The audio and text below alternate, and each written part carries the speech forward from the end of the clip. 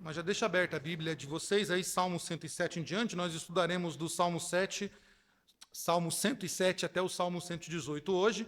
Nessa última parte da conclusão dos Salmos, nós dividiremos essa reta final em três partes, visto que essa parte, além da importância dela que ela tem, ela também, nós vamos ver aqui, que ela é o ápice dos livros de Salmos, por ela conter a excelência da adoração a Deus. Então, nós dividiremos essa última parte em três, nós estudaremos hoje do Salmo 107 ao 118, daremos uma quinta-feira especial para o Salmo 119, devido à sua estrutura, que apresenta muitas verdades e ensinamentos muito profundos, e, por fim, nós encerraremos do Salmo 120 ao Salmo 150, finalizando assim o nosso estudo no livro de Salmos. Então, hoje nós, está ali projetadinho, nós estudaremos então, a partir do Salmo 107, estes salmos, este agrupamento de salmos que formam o livro 5, que é a consumação. Então, nós já vimos aqui do livro 1 ao livro 4, Deus falando, Deus anunciando, Deus confrontando o povo, Deus então redimindo o seu povo que está em cativeiro, e agora a consumação final do livro, da história do livro de Salmos. Este livro 5, esse agrupamento de Salmos, ele corresponde ao livro de Deuteronômio. Então lembra, o livro 1, que vai do Salmo 1 ao Salmo 42, eles correspondem ao livro de Gênesis, fala da criação, fala das coisas criadas por Deus. O livro 2, que vai do Salmo 43 ao Salmo 72, vai falar do período de Êxodo, o período em que o povo está peregrinando, é o período de anunciação. O Deus está anunciando o seu reinado aos povos, dizendo que quem reina é ele. Do Salmo 73 ao Salmo 106, que é o livro 3, do Salmo 73 ao Salmo 86, que é o livro 3, corresponde ao livro de Levítico, onde fala da lei do Senhor, onde fala de como não violar a lei do Senhor. E o livro 87, Salmo 87, Salmo 91 em diante, até o Salmo 106, nós vemos ali o livro 4, vai falar então do período referente a Números, que é o período de peregrinação. O povo agora está peregrinando em terras estranhas, está no exílio, como nós vimos. Então, agora o Salmo 107 ao Salmo 150 vai anunciar aí a consumação, o período do Deuteronômio, o período em que o Senhor vai lembrar esse povo de que Deus reina e de que a sua habitação, eles não deveriam se preocupar, porque Deus habita no meio do seu povo. Tá? Então, nós vamos só recapitular algumas coisas do que nós vimos até aqui para a gente poder lembrar, já que tivemos aí uma quinta-feira sem o estudo, devido a ter ficado doente. Só para a gente relembrar, então, aqui, rapidinho eu vou passar por isso aqui, porque nós já vimos, só para relembrar a nossa memória. O livro dos Salmos começa com confrontação, como eu falei, tendo essa pequena introdução do Salmo 1 e do Salmo 2. Salmo 1 vai falar das duas sementes, a semente justa e a semente ímpia. O Salmo 2 vai falar do reinado, quem Deus coloca para reinar. Deus coloca para reinar o seu ungido, que a priori é Davi, o rei, que reina ali no trono, mas por trás do reinado de Davi está o verdadeiro reinado. Quem reina de fato? O filho ungido do Senhor, que é Jesus. Lembre que o nosso estudo sempre é enxergar Cristo nos Salmos. Então, primeiro livro dos Salmos começa então no Salmo 3, vai até o Salmo 41, fala dessa confrontação. Confrontação do quê? Da lei de Deus. Deus confrontando o povo com a sua palavra. Deus anunciando que ele é o Criador, que ele criou todas as coisas.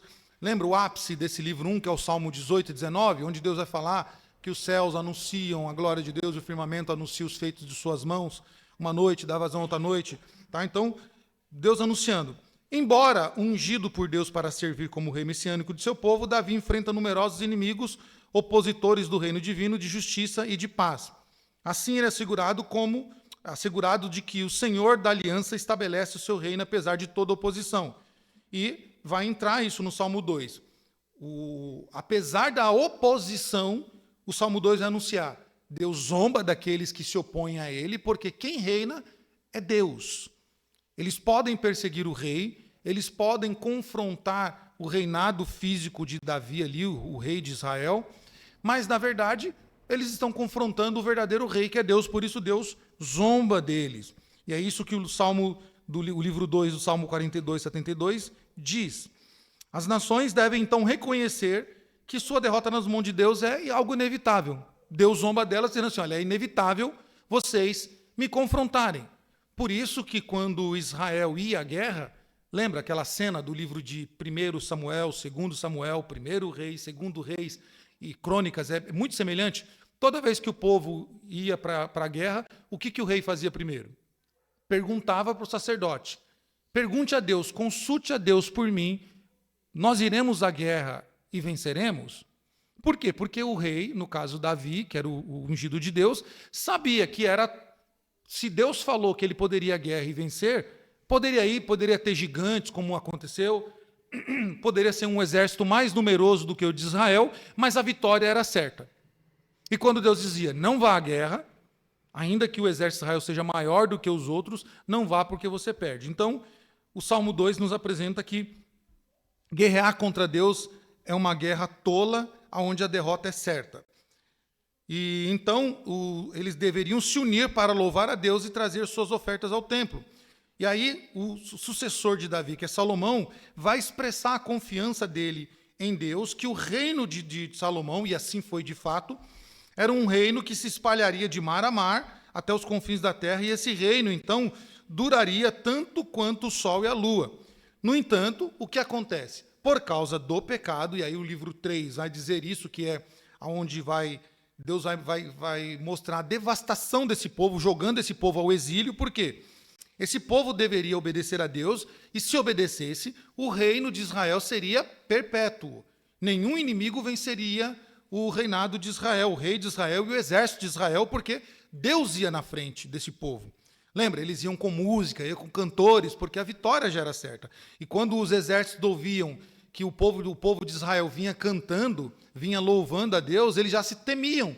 Porque quem canta, lembra aquele ditado que tem assim, ó, não cante vitória antes da hora? Essa expressão vem dos exércitos que mandavam os cantores à frente para amedrontar o inimigo, dizendo, se eles estão cantando é porque eles estão muito bem armados, é porque eles estão muito bem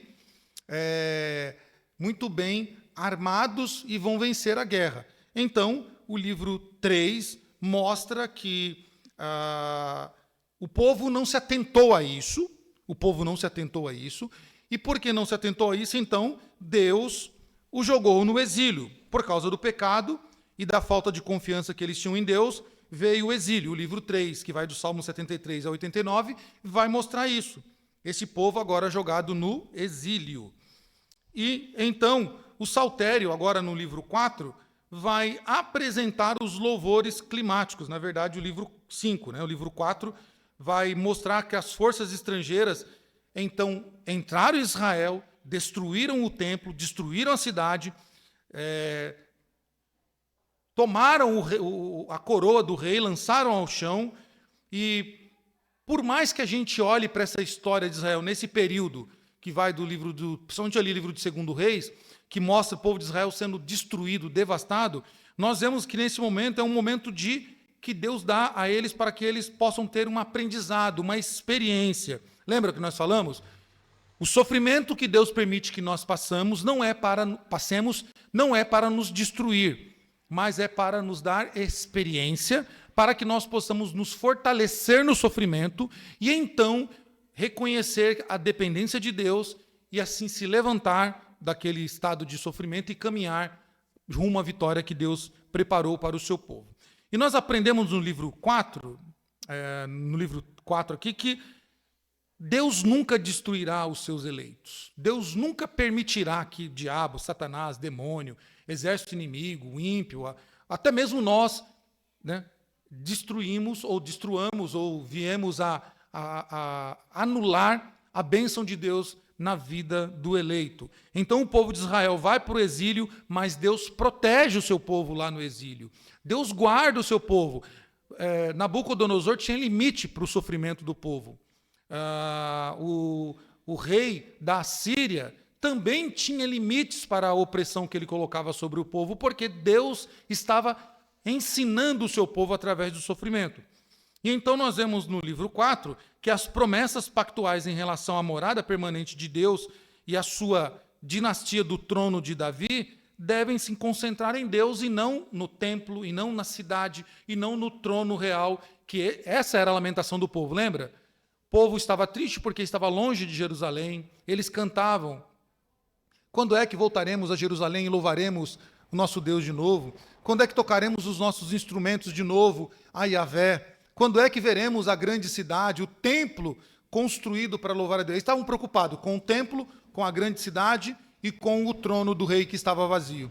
E Deus, agora no livro 4, ensina eles: se arrependam, olhem que vocês, para o erro de vocês pecaram contra a lei de Deus, e então vocês foram varridos para que vocês aprendam a confiar em Deus. Se arrependam e saibam que Deus, e aí isso vai ser algo replicado no Novo Testamento pelos apóstolos, que Deus não habita em templos feitos por mãos de homens, mas Deus habita no meio do seu povo. Então essa foi uma lição que o povo de Israel aprendeu. E que a dinastia de Davi eventualmente será realizada apenas através da união perfeita dos dois reinos. Então o que Deus ensinou esse povo, além disso, que eles não deveriam se preocupar com o trono, com o templo e com a cidade, porque Deus era o seu rei. E onde é que o povo poderia confiar no reinado de Deus? Quando os dois reinos se fundissem, o reino de Davi e o reino de Deus fosse enxergado, fosse visto pelo povo. O que isso nos ensina?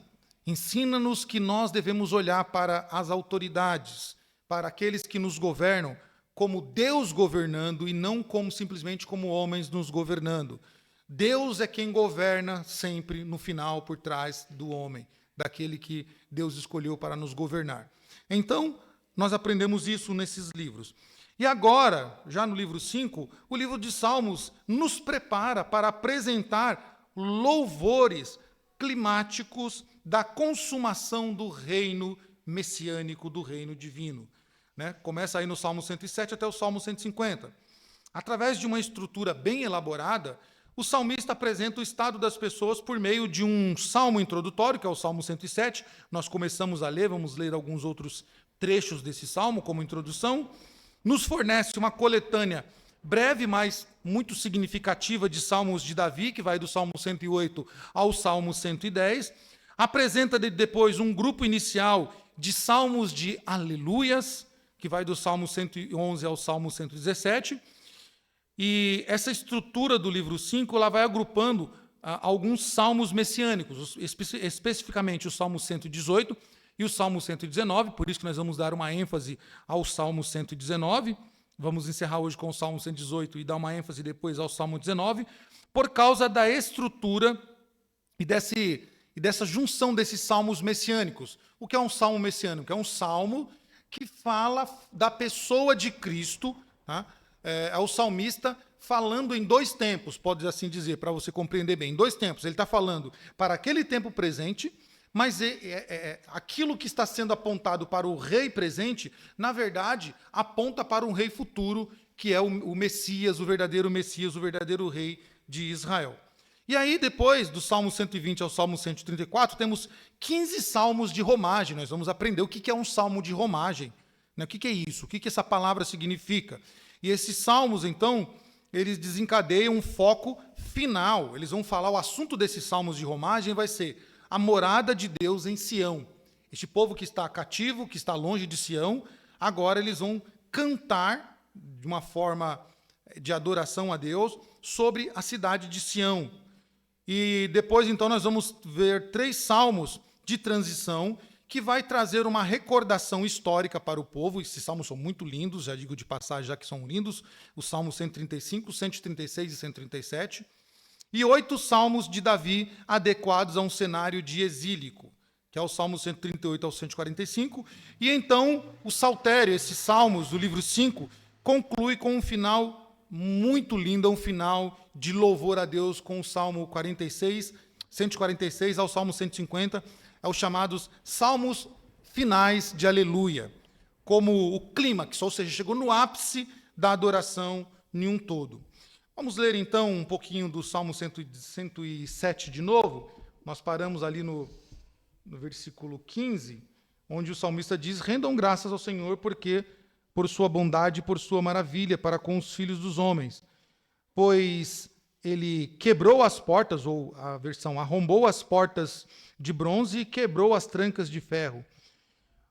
Os estultos, por causa do seu caminho de transgressão, os estultos, né, por causa do seu caminho de transgressão, é por causa das suas iniquidades, e serão afligidos. Então vejam só, o salmista está dizendo: o que vocês estão passando neste caminho de transgressão tem um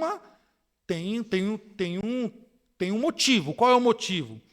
As suas iniquidades. Por isso vocês são afligidos. Vocês pecaram contra Deus, por isso são afligidos. Aí ele ainda continua: a sua alma aborreceu toda sorte de comida e chegaram às portas da morte. Então, na sua angústia, clamaram ao Senhor e ele os livrou das tribulações. Enviou-lhes a sua palavra e os sarou e os livrou dos que lhes eram mortal. Rendam graças ao Senhor porque por sua bondade e suas maravilhas. E essa vai ser a tônica do Salmo 107, nessa introdução, nesses primeiros versículos. Ele vai dizer: vocês pecaram contra Deus, vocês afligiram ao Senhor, por isso vocês estão sofrendo. Por isso vocês estão no exílio. Por isso vocês estão sendo esmagados, afligidos. Por isso vocês estão sendo pisoteados pelo inimigo. Meus irmãos, vamos raciocinar. Era da vontade de Deus que este povo que Deus tirou, lembra? Esse povo, a história desse povo começa. Gênesis capítulo 2, Deus chamando Abraão, dizendo: Abraão, sai da tua casa, da tua parentela, vai para uma terra que eu vou te mostrar. Abraão sai, pega a sua família, pega a sua esposa, pega o seu sobrinho e alguns servos e vai para uma terra que Deus vai mostrar. Abraão começa peregrinando, constrói sua família. Com Sara ele tem Isaac, tem Ismael com a concubina, cresce aquilo. De Isaac ele tem Jacó, a família aumenta, 12 filhos e uma menina. Isso toma-se uma proporção, vem aquele momento em que José é vendido, José, por providência divina, torna-se governador do Egito. Israel, o povo, os filhos de Jacó são convidados a morar com José no Egito, por providência de Deus, para que a nação que Deus escolheu em Abraão não perecesse, não se extinguisse por causa da fome. Então Deus preserva aquelas poucas pessoas, que eram aproximadamente 70 pessoas, contando com Abraão, seus filhos e os servos. Esse povo então começa a procriar. Deus coloca eles na melhor parte do Egito, na terra de Gósen. Lá eles plantam, eles trabalham, eles frutificam, eles se casam, e aquele povo então cresce de uma maneira espantosa, a ponto de chamar a atenção dos egípcios. E diz a palavra do Senhor, quando um rei que não conheceu José, quando o faraó que não conheceu José, o filho, possivelmente, olhou para aquilo, se assustou e falou: esse povo está muito forte, vão se rebelar e vão tomar o trono que é meu. Então, este povo, que agora era amigo do Egito, torna-se inimigo do Egito, porque já é um povo muito grande e muito forte. E aí diz a palavra que esse povo foi afligido por 330 anos, ou 430 anos, né? Afligidos lá.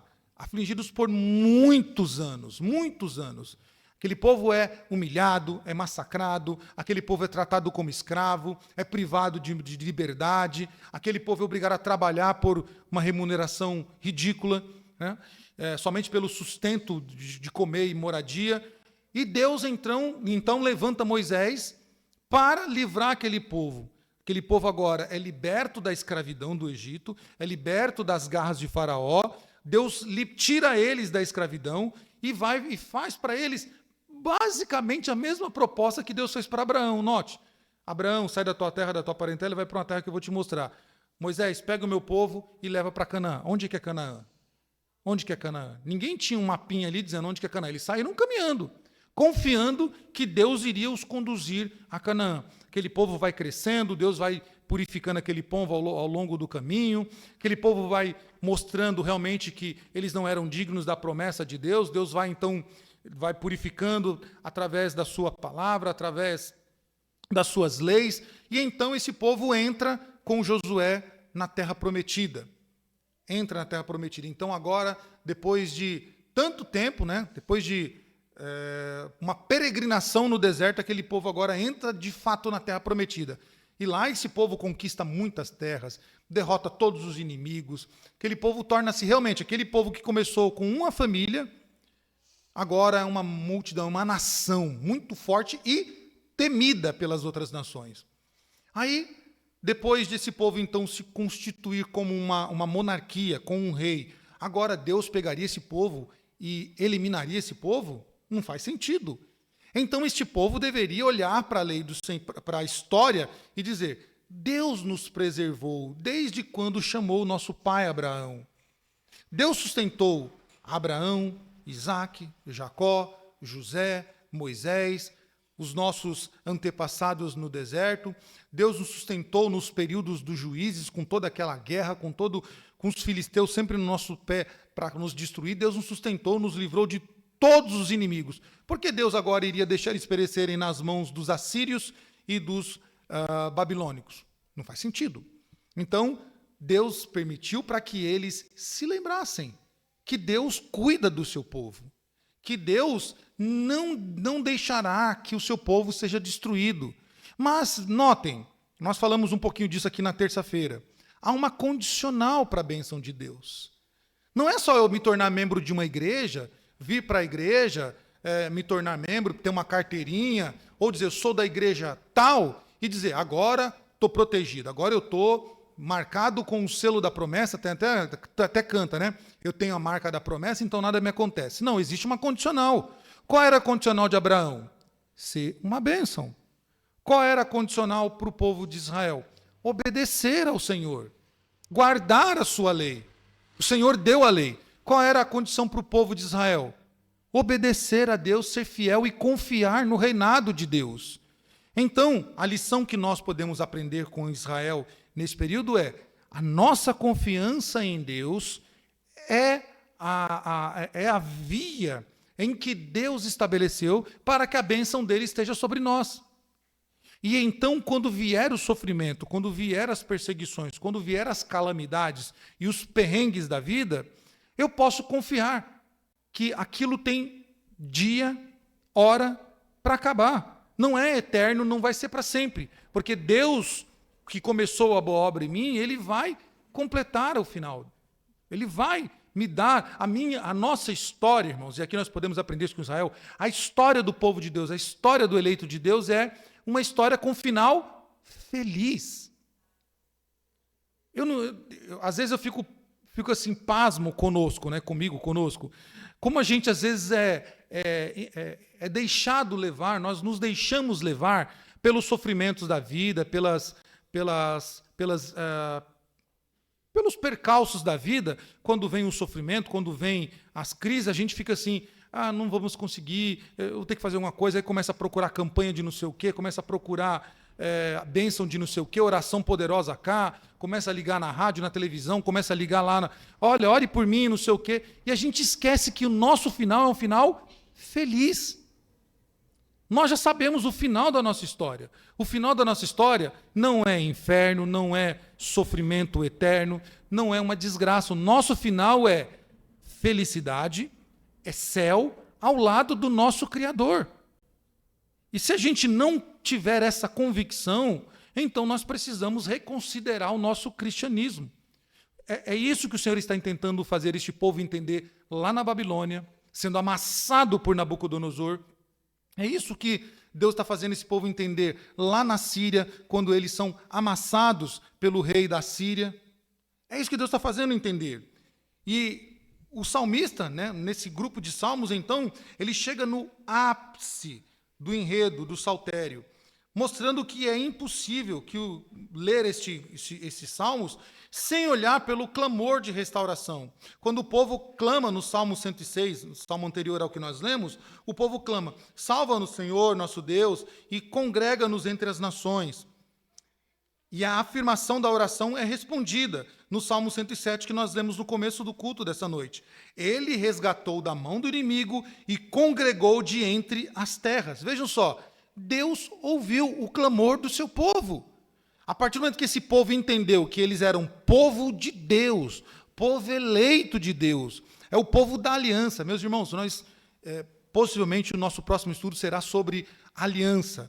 Aliança de Deus com o seu povo. Nós precisamos compreender que nós temos uma aliança com Deus.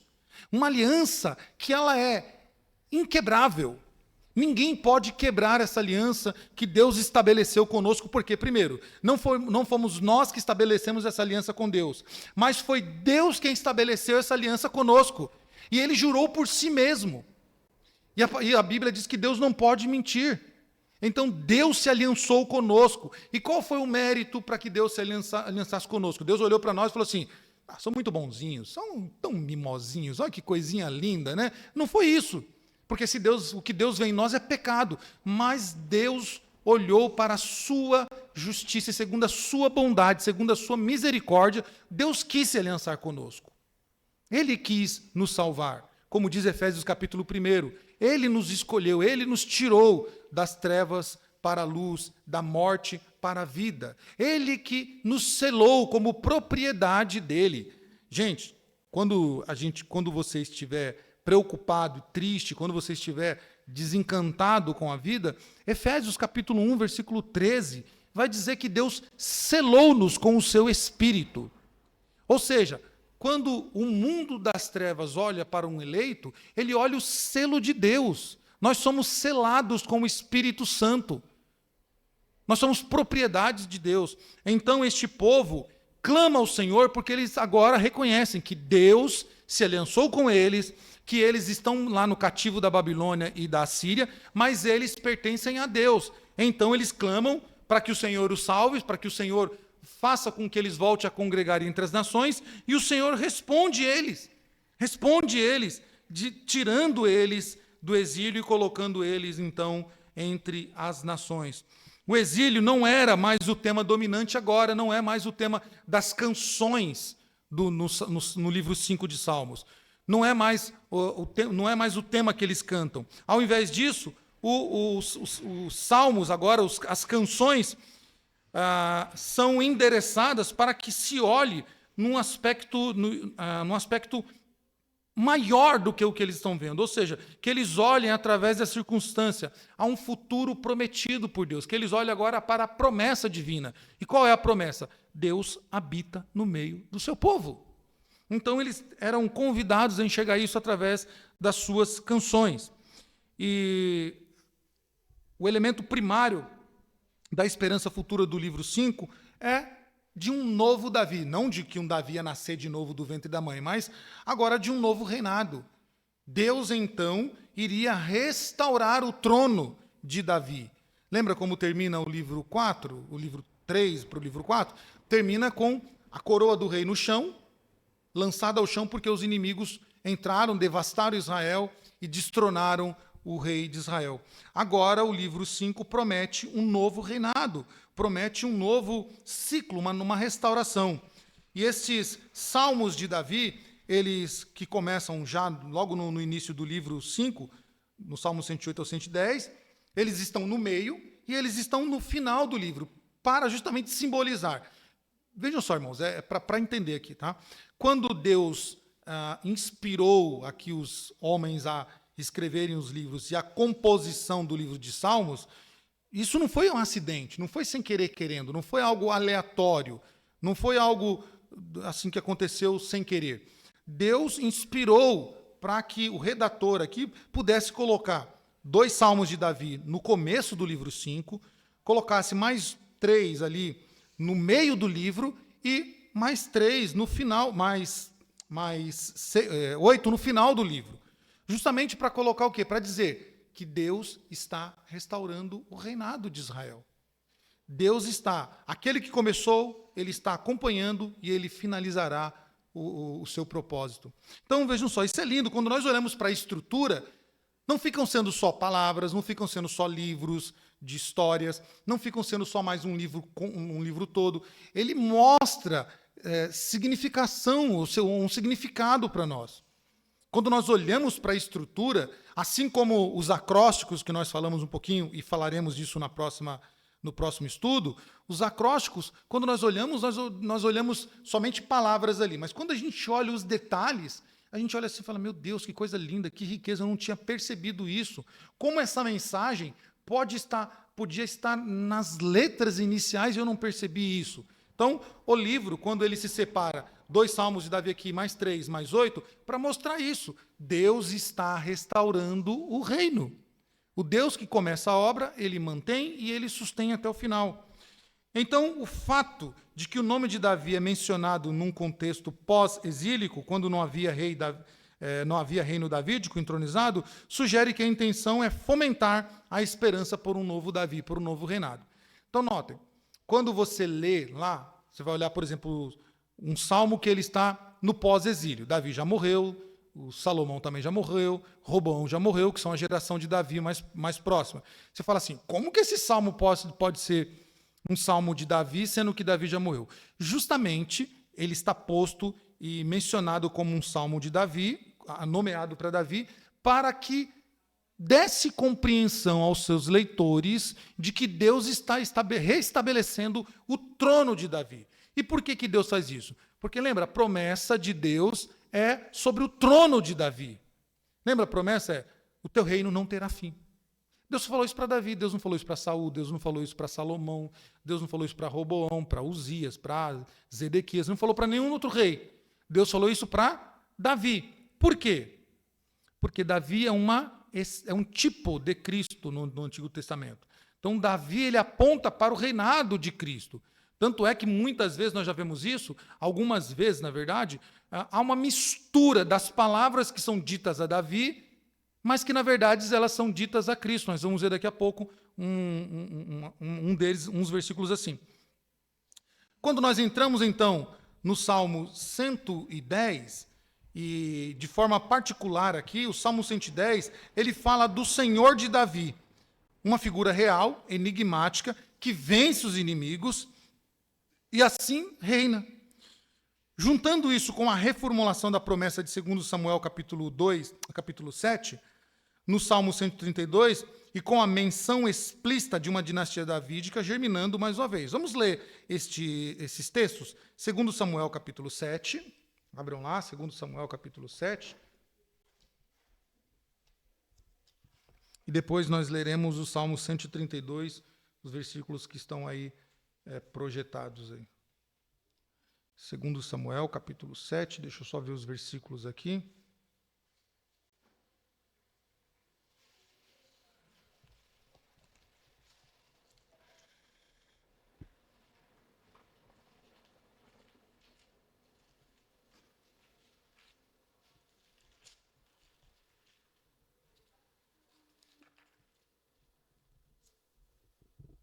Sucedeu que, habitando o rei Davi em sua própria casa, tendo-lhe o Senhor dado descanso de todos os seus inimigos em redor, disse o rei ao profeta Natã: olha, eu moro em casa de cedros, e a arca de Deus se acha numa tenda.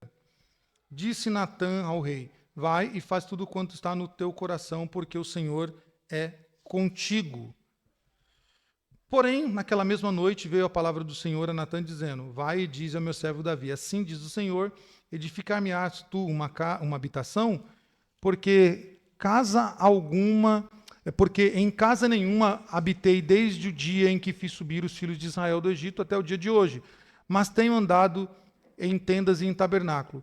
Em todo lugar em que andei com todos os filhos de Israel, falei acaso alguma palavra com qualquer das suas tribos, a quem mandei apacentar o meu rebanho de Israel, dizendo: por que não me edificais uma casa de cedro? Agora, pois, assim dirás ao meu servo Davi: assim diz o Senhor dos Exércitos: tomei-te da malhada e de trás das ovelhas, para que fosse príncipe sobre o meu povo, sobre Israel. Eu fui contigo por onde quer que andaste. Eliminei os teus inimigos diante de ti, fiz grande o teu nome, como só os grandes têm na terra. Preparei lugar para o meu povo, para Israel, e o plantarei, para que habite no seu lugar, e não mais seja perturbado. E jamais os filhos da perversidade os aflinjam como dantes, desde o dia em que mandei que houvessem juízes sobre o meu povo. Dar-te-ei, porém, descanso de todos os teus inimigos. Também o Senhor te faz saber que ele, o Senhor, te fará casa. E aí nós vamos ler lá Salmo 132 agora. para a gente comparar os textos. Salmo 132. Vamos ler aí os versículos 11, 12, 17 e 18. 11 e 12 diz assim: O Senhor jurou a Davi com firme juramento, e dele não se apartará. Um rebento da tua carne farei subir para o teu trono. Se os teus filhos guardarem a minha aliança e o testemunho que lhes ensinar, também os teus filhos se assentarão para sempre no teu trono. 17 e 18.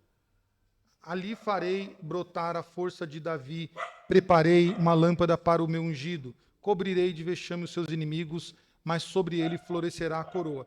É isso que o Senhor diz, então, no Salmo, no 2 Samuel 7.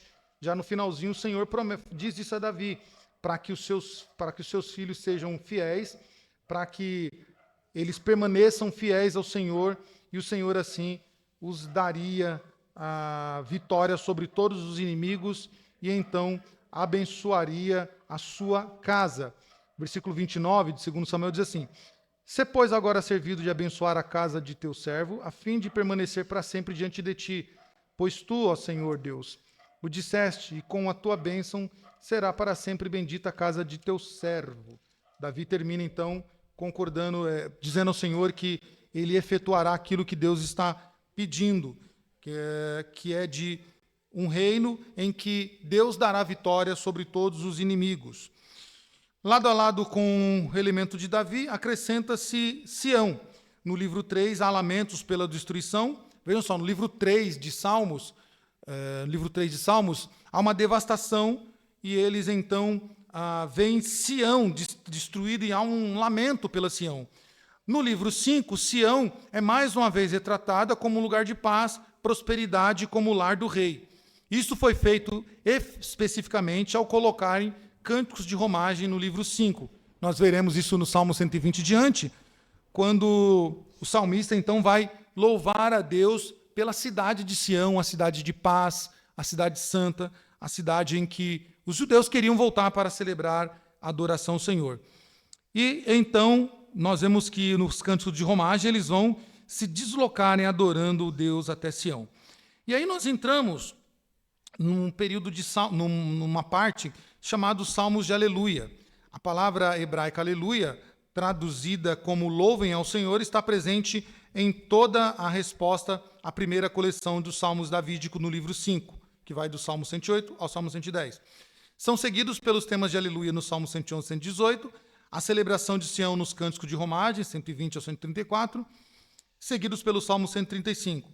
O livro dos Salmos, na íntegra, se encerra com uma coluna de aleluias, que é de aleluia, que são os últimos 4 salmos, no qual cada salmo começa e termina com louvai ao Senhor. Se você pegar o Salmo 146 até o 150, você vai ver que eles começam louvai ao Senhor e termina louvai ao Senhor.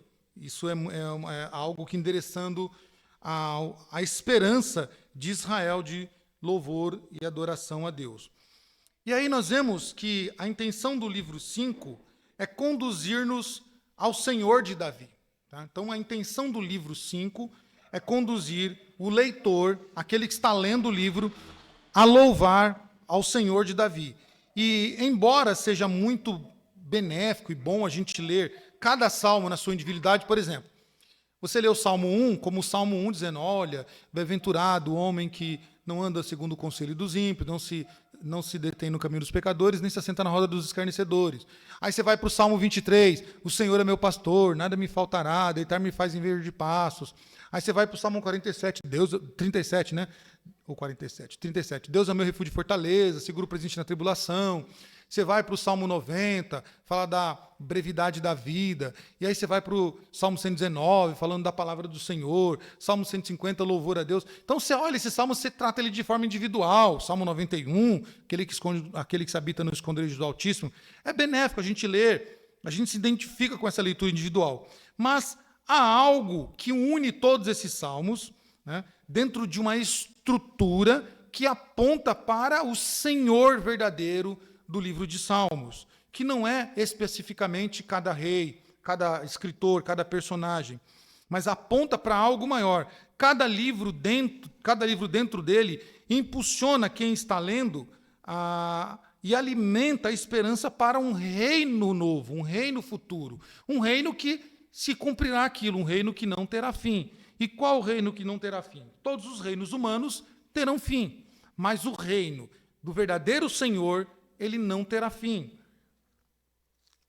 E é isso que o livro de Salmos quer nos apontar, para que nós enxerguemos o verdadeiro reinado futuro, o reino em que não terá fim. E talvez seja isso visto mais de forma mais clara no Salmo 110. O Salmo 110 é uma passagem que Jesus utiliza contra os fariseus, lá em Mateus capítulo 22, versículos 41 a 45, que Pedro proclama no dia de Pentecostes, Atos 2, 33, 36, e que é o foco maior do livro de Hebreus. Quando nós olhamos para Hebreus, vejam só, Hebreus 1, Hebreus 13, Hebreus 5, Hebreus 7, Hebreus 7, 17, 21, Hebreus 8, Hebreus 10, Hebreus 12. Hebreus reconhece, o escritor de Hebreus reconhece que o Salmo 110 é dito por Deus ao seu verdadeiro filho. Tá? Sugere que Davi tinha capacidade profética e entende que o Salmo 110 ele se cumpre num só indivíduo, que é o Senhor Jesus. E a gente vai fazer essa comparação para a gente poder ler. Tá? O livro de Hebreus, portanto, reivindica que Jesus é o rei sacerdote previsto no Salmo 110. Considerando que o Salmo 110 está localizado no livro 5 do Saltério, essa interpretação é facilmente justificada. E o que diz aí o Salmo 110? Vamos ler o Salmo 110, depois a gente lê o livro de Hebreus. Salmo 110, ele é breve, então diz assim: Disse o Senhor ao meu Senhor, assenta-te à minha direita, até que eu ponha os teus inimigos debaixo dos teus pés. O Senhor enviará de Sião o cetro do seu poder, dizendo: domina entre os teus inimigos, apresentar-se-á voluntariamente o teu povo no dia do teu poder, com santos ornamentos, como orvalho emergido da aurora serão os teus jovens. O Senhor jurou e não se arrependerá. Tu és sacerdote para sempre, segundo a ordem de Melquisedeque. O Senhor à tua direita, no dia da sua ira, esmagará os reis. Ele julga entre as nações, enche-as de cadáveres, esmagará cabeças por toda a terra, de caminho, bebe na torrente e passa de cabeça erguida. E o que diz o escritor aos Hebreus? O escritor aos Hebreus diz: da mesma forma, Cristo não tomou para si glória de se tornar sumo sacerdote, mas Deus lhe disse. Então, o escritor de Hebreus está dizendo que Deus disse isso a Jesus. Isso o quê? Que nós acabamos de ler no Salmo 110. Tu és meu filho, hoje te gerei. E em outro lugar, tu és sacerdote para sempre, segundo a ordem de Melquisedeque. Notem, o escritor aos Hebreus está afirmando que Salmo 110, Davi está se referindo de forma profética a Jesus Cristo, ao Senhor verdadeiro, aquele que é segundo a ordem de Melquisedeque. Lembra a história de Melquisedeque? Melquisedeque é um rei, é um sacerdote que aparece na briga, na guerra que Abraão e 4 reis tiveram com outros reis. E então, depois da guerra finalizada, este sacerdote aparece e dá o dízimo a Abraão. Só que ele aparece do nada e some do nada. Não tem falado do começo e do fim dele. Então, isso está dizendo que aquele Melquisedeque, né, ele é o sacerdote para sempre, segundo essa ordem, ou seja, que não tem começo e não tem fim, é para sempre. Então, o escritor aos Hebreus, assim como os apóstolos, tanto em Mateus 22 quanto Atos capítulo 2, se refere a Salmo 110 como se dizendo a Jesus Cristo, apontando para o verdadeiro rei, para o verdadeiro reino que não se corrompe. O livro 5, que corresponde ao Deuteronômio, este quinto livro, que começa nesses salmos que já falamos algumas vezes, 107 ao 150, vai mostrar então a experiência do novo recurso em Deus, desse novo reinado, deste novo reino, que agora é um reino para sempre, não um reino em que os inimigos mais poderão triunfar sobre eles. estes são os livros de poesias. No livro de Jó, por exemplo, lemos o grito do espírito do homem, o profundo grito de um homem precisando de fé, quando Jó clama por aquilo. A necessidade de confiança em Deus, quando Jó dá o seu grito, né? Eu sei que o meu Redentor vive e um dia ele virá, né? Então aqui o salmista, ele expressa em louvor o seu grito de esperança, mostrando que, embora tudo pareça errado, tudo parece inexplicável, né? Deus está no controle de tudo, Deus, o Deus da aliança, o Deus de pacto, está guiando o seu povo. Quando o sofrimento atinge tal intensidade que parece sem sentido e já não há de qualquer valor, óbvio, então o único recurso do homem é a fé em Deus, a fé tranquila. O homem foi feito para acreditar que Deus é o seu Senhor e que mesmo em meio ao sofrimento, Deus continua aliançado com o seu povo, continua firme com o seu povo. Esses hinos do Salmo do livro 5 nos fazem imaginar a pessoa que chegou ao fim em si mesmo e agora está pronto para lançar mão da plenitude de Deus. Este último livro dos Salmos é nada além de gratidão e louvor do começo ao fim. Então, quando você for ler esses Salmos do 107 ao 150, você vai ver o povo louvando do começo ao fim, do início ao fim.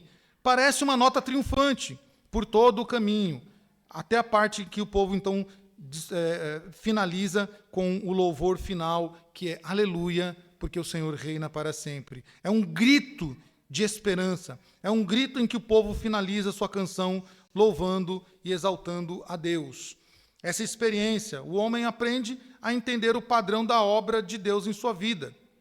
E nós vemos isso não só no livro de Salmos, mas no livro de Jó, de Provérbios, de Eclesiastes, de Cantares, vendo como o homem, através do sofrimento, adquire as experiências para louvar a Deus por causa da sua bondade e fidelidade. O cuidado do Senhor, do Deus da aliança pelos pobres, é visto nas letras dessas canções, onde Deus cuida do pobre, do necessitado, cuida da estéril, cuida do moribundo e fornece razões para que se declare de forma contínua, aleluia. O Senhor, louvado seja o Senhor que nos protege.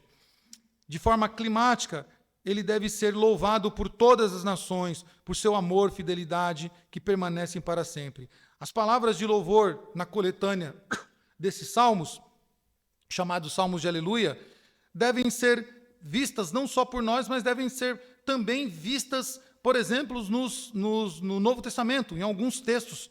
Vamos ver aqui, por exemplo, Romanos capítulo 15, versículo 11, o que o apóstolo Paulo nos escreve referente ao caderno de canções de Salmos. Romanos capítulo 15, versículo 11.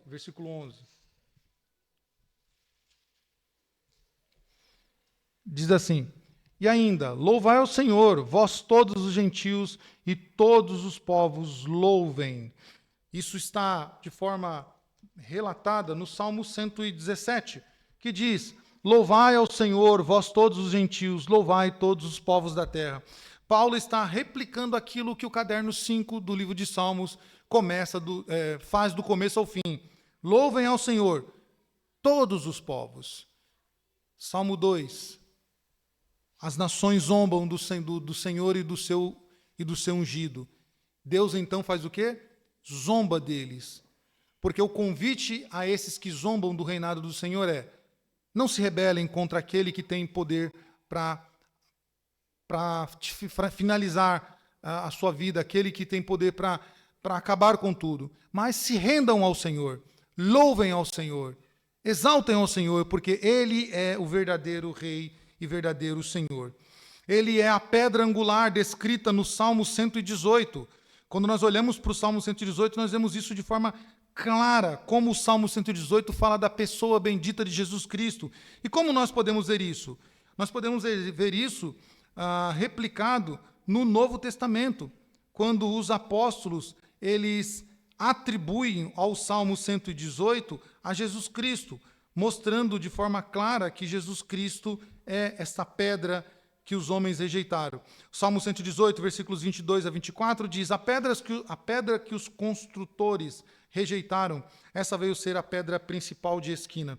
Vamos ler na versão normal nossa mesmo, essa versão NVI, 118, para a gente finalizar, 118, versículos 22 e 24. A pedra que os construtores rejeitaram, essa veio ser a pedra principal, ou a pedra angular. Isso procede do Senhor, e é maravilhoso aos nossos olhos. Este é o dia em que o Senhor fez. Regozijemo-nos e alegremo-nos nele. E isso pode ser visto muito claro, não só em Lucas capítulo 20, dos versículos 17 a 19, como também Pedro, o apóstolo Pedro, ele replicou dizendo: Cristo é a pedra principal, é a pedra angular que os homens rejeitaram, que os construtores rejeitaram. Vamos ler e finalizar nosso estudo com Lucas capítulo 20, para a gente poder atestar realmente isso que os apóstolos compreenderam. Compreenderam que os salmos, eles falam de Cristo, da pessoa bendita de Cristo. Lucas capítulo 20, versículo 17 a 19, diz assim: mas Jesus, fitando-lhe os olhos, disse: que quer dizer, pois, o que está escrito?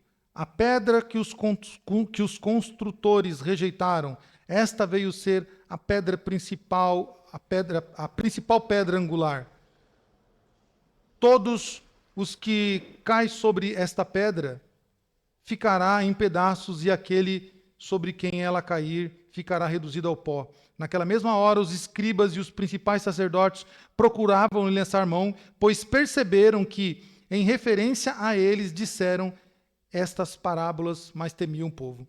Então vejam, os apóstolos entenderam que Salmos estava se referindo a Cristo, estava se referindo à pessoa bendita do Senhor. Meus irmãos, o salmista, ele intencionou nas suas canções nos mostrar que Cristo é o verdadeiro rei de Israel, que Cristo é o verdadeiro rei do seu povo, que Cristo reina, independente se esse povo está passando sofrimento na mão dos inimigos, independente se esse povo está sendo oprimido pela opressão do seu inimigo maior. Deus reina. E o final da história é: este povo escolhido de Deus vai ser coroado, vai ter um final feliz. Este povo será convidado a viver eternamente com o seu rei. Este povo será convidado a participar de um grande banquete que já está preparado. Este povo ouvirá do seu verdadeiro rei as palavras: vinde, benditos de meu Pai, possuir a herança que lhes foi prometida desde a fundação do mundo. Então essa é a nossa história, é a história do povo de Deus. Por isso, meus irmãos, o livro de Salmos, e especificamente o livro 5, nos ensina: temos que ter esperança. A nossa esperança deve ser renovada todos os dias na sua palavra, que não mente, que é fiel. E nós não precisamos de nenhuma outra palavra, nós não precisamos de nenhum outro ensinamento, nós não precisamos de nenhum outro amuleto. Nós precisamos crer na palavra bendita de Deus, do Senhor, que nos conduzirá ao grande dia, ao grande banquete, à grande celebração. Aquele dia em que os eleitos de Deus, aqueles que confiaram no reinado do seu Senhor, poderão desfrutar da alegria eterna, da benevolência eterna, da bondade eterna, e poderão desfrutar da vida eterna que Deus preparou para o seu povo. Que Deus nos ajude, meus irmãos, a confiar na palavra do Senhor. Que o Senhor nos ajude a todo dia revigorar as nossas forças, esperando este glorioso dia que está próximo de vir.